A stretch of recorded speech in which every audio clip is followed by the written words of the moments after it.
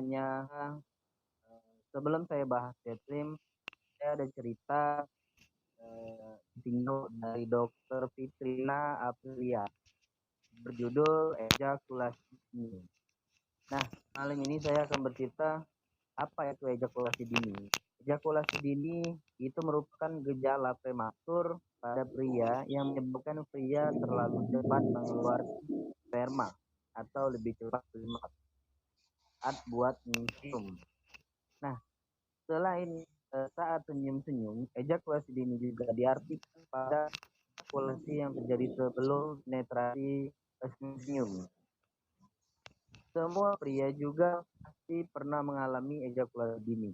Jika hal tersebut terjadi sekali, harusnya tidak perlu dikhawatirkan. Namun, jika 50% senyum-senyum yang dilakukan berakhir dengan ejakulasi, maka disarankan untuk menemui dokter atau ahli herbal. Dalam senyum-senyum memang tidak ada patokan durasi karena tergantung pada masing-masing pasangan. Namun, berdasarkan penelitian, senyum-senyum umumnya berlangsung sekitar lebih dari 5,5 menit bagi pria untuk mencapai ejakulasi. Ejakulasi dini sendiri juga termasuk dalam diskusi seksual yang bisa terjadi kepada siapa saja. Nah, ejakulasi dini terbagi menjadi dua. Yang pertama, ejakulasi dini primer adalah ejakulasi dini yang selalu dialami oleh seorang pria sejak dia pertama kali melakukan senyum-senyum atau setiap kali senyum-senyum. Ejakulasi dini sekunder, yaitu saat ejakulasi dini terjadi pada seorang pria sebelum yang memiliki riwayat ejakulasi normal atau tanpa masalah ejakulasi. Nah, ini faktornya, faktor risiko ejakulasi dini. Berikut ini faktor risiko ejakulasi dini meliputi yang pertama, disfungsi ereksi. Ejakulasi dini akan menjadi lebih parah jika seseorang sering mengalami masalah dalam mempertahankan ereksi. Ketakutan akan ketidakmampuan mempertahankan ereksi dapat membuat seseorang ingin menyelesaikan senyum-senyum secara sengaja ataupun tidak. Kondisi kesehatan yang kedua, kondisi kesehatan. Penyakit kronis seperti penyakit jantung akan membuat cemas dan secara tidak sengaja memaksa untuk segera berejakulasi. Yang ketiga, stres. Stres dapat menjengkelkan dan mengalihkan pikiran dari hubungan senyum-senyum. Penyebab ejakulasi dini. Ada banyak penyebab, namun utama adalah faktor psikologis dan fisik. Masalah psikologis bisa berupa gangguan kecemasan, stres, dan depresi.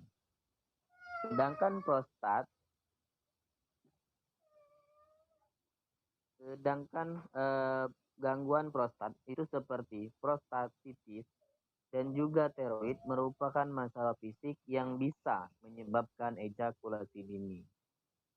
Konsumsi obat-obatan terlarang juga bisa menjadi salah satu penyebab ejakulasi dini sebagai efek samping yang ditimbulkan.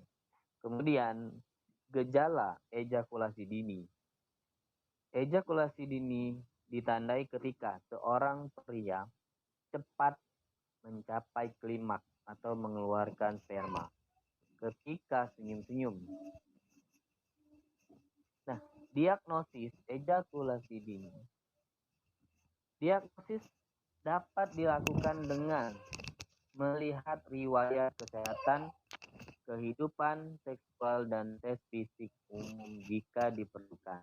Selanjutnya, mungkin akan dilakukan tes urin untuk mengetahui adanya infeksi atau tes darah, mengecek hormon, ataupun tes-tes yang lain.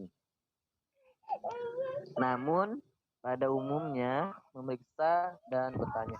Maaf Bapak Ibu sebentar.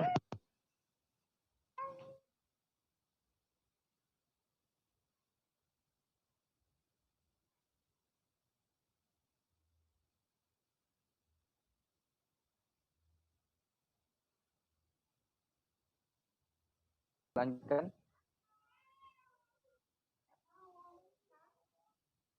Namun dokter umumnya akan memeriksa dan bertanya seberapa sering ejakulasi dini terjadi, sudah berapa lama mengalami ejakulasi dini, apakah mempengaruhi kehidupan personal, apakah ejakulasi dini membuat hubungan dengan pasangan terganggu atau tidak. Hal tersebut tentu saja sebagai langkah yang dilakukan oleh dokter untuk melakukan diagnosis. Selain memeriksa riwayat kesehatan, tes fisik, dan juga kehidupan seksual pengidap. Pengobatan ejakulasi dini juga dapat dilakukan di rumah, misalnya dengan memakai pelapis tebal untuk menurunkan sensitivitas pada entong. Hal ini dikarenakan penanganan terkait ejakulasi dini tidak harus selalu ditangani oleh dokter. Namun, apabila usaha di rumah tersebut tidak memberikan hasil positif, maka sebaiknya kamu hubungi dokter diberikan perawatan baik dengan obat-obatan maupun terapi. Berbagai penyebab entong mengecil yang mungkin Anda tidak sadar. Pertama, karena penuaan. Penuaan alami adalah penyebab entong mengecil yang paling utama. Pasalnya, semakin tua usia Anda, semakin banyak lemak yang menumpuk di dinding pembuluh darah tubuh. Penyempitan pembuluh darah dapat mengurangi aliran darah dari jantung menuju entong. Tidak hanya itu, seiring waktu, luka kecil yang terjadi secara berulang di daerah entong akibat aktivitas senyum-senyum atau olahraga bisa membuat jaringan pud. Faktor-faktor tersebut bisa menciutkan ukuran entong dalam keadaan normal maupun saat ereksi. Faktor kedua, kegemukan. Perut buncit atau kelebihan berat badan akibat obesitas bisa membuat mentong tampak mengecil. Padahal sebenarnya ukuran entong Anda tidak mengalami perubahan sama sekali. Hal ini karena sebagian batang entong tutup oleh lemak perut. Pada pria yang sangat gemuk, lemak perut bahkan bisa menutupi hampir seluruh sehingga yang bisa dilihat dari atas hanyalah kepala entong. Samping operasi prostat, hampir 70% pria ukuran entong mengecil setelah pulih dari operasi mengangkatan keluar prostat. Prosedur ini dalam istilah medis disebut dengan prostatektomi radikal. Para ahli tidak mengetahui pasti apa penyebab entong mengecil setelah prostatektomi, namun kontraksi otot abnormal yang terjadi di selangkangan diyakini bisa mengakibatkan entong terdorong masuk ke dalam sehingga membuat entong tampak mengecil.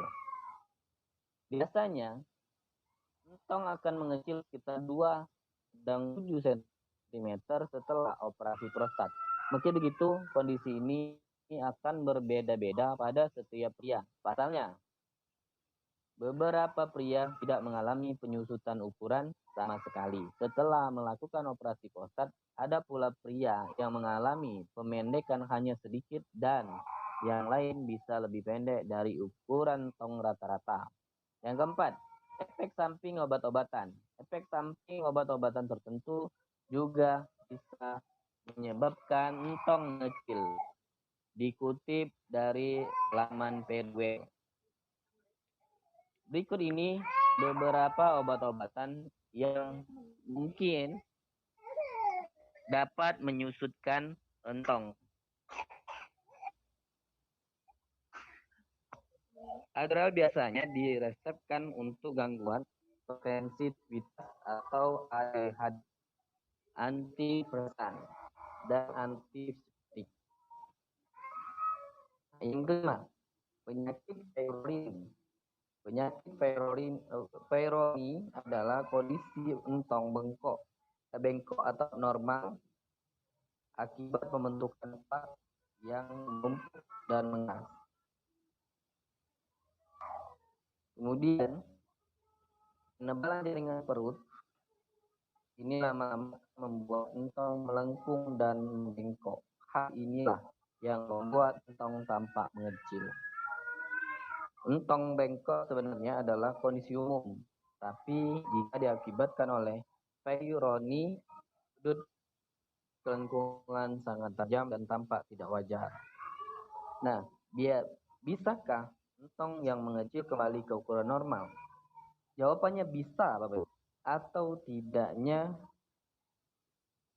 Bisa atau tidaknya entong yang mengecil kembali ke ukuran normal sebenarnya tergantung pada penyebabnya juga.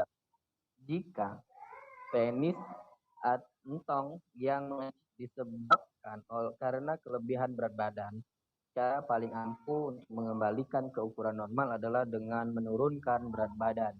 Jika menggunakan obat-obat tertentu, tinjau kembali apakah obatan yang Anda konsumsi masuk dalam daftar obat yang berisiko mempengaruhi ukuran entong atau tidak. Jika iya dan Anda mengkhawatirkan efek samping ini, konsultasikan ke dokter atau ahli herbal lainnya. Nah, jika disebabkan karena penyakit Peyronie, perawat berfokus pada prosedur penghilangan jaring perut di bawah permukaan entong dengan obat-obatan atau obatan herbal, operasi ultrasound, dan langkah-langkah lainnya. Konsultasikan ke dokter dan ahli herbal lainnya yang terbaik sesuai dengan kebutuhan Anda. Selain itu, beberapa cara sederhana berikut ini juga bisa membantu menormalkan kembali entong Anda yang menyusut. Pertama, lakukan aktivitas fisik. Kedua, makan makanan yang bergizi dan bernutrisi tinggi. Berhenti merokok, mengurangi atau bahkan menghindari konsumsi alkohol. Hindari penggunaan celana ketat. Menghindari makanan-makanan atau minuman yang mengandung gula tinggi, seperti minuman gelas, minuman kaleng, minuman botol, makanan-makanan yang dikemas. Itu tentang entong, dan berikutnya saya akan paparkan 11 cara alami meningkatkan kesuburan agar bisa cepat hamil. Ini ada hubungannya Bapak Ibu, saya sengaja kaitkan materinya malam ini. Nah, ada hubungannya dengan entong dan pasangannya. Yang pertama, konsumsi makanan kaya antioksidan.